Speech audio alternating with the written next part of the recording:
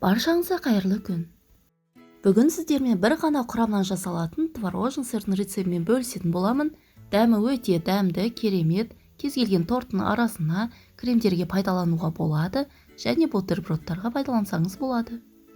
Ол үшін бізге осындай дүкеннің айраны қажет, 2,5%, ал үйдің айраны болмайды. Айранды бір түнге морозилкаға салып толық қатырып аламыз. Душлактың үстіне матамызды төсейміз, немесе 4 қабаттап марляны төсесеңіздер болады. Қатып тұрған айранды 2 бөлікке бөлдім. Сіздер одан да көп бөліктерге бөліңіздер, сол кезде тез еритін болады. Менде бөлме температурасында 4 сағат тұрып ерімеген соң холодильникке салып қойдым.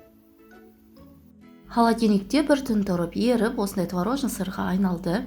Дәмі ерекше, нәзік, тегіс болып шығады. Бұл творожный сыр холодильникте 2-3 күнге дейін сақталады. Егер сіз менің видеомды алғаш рет көріп отырсаңыз, менің арнама, каналыма тіркелуді ұмытпаңыз. Подписаться деген жазуды басып, қоңыраудың суретін басып қойыңыз. Келесі жаңа видеода кездескенше.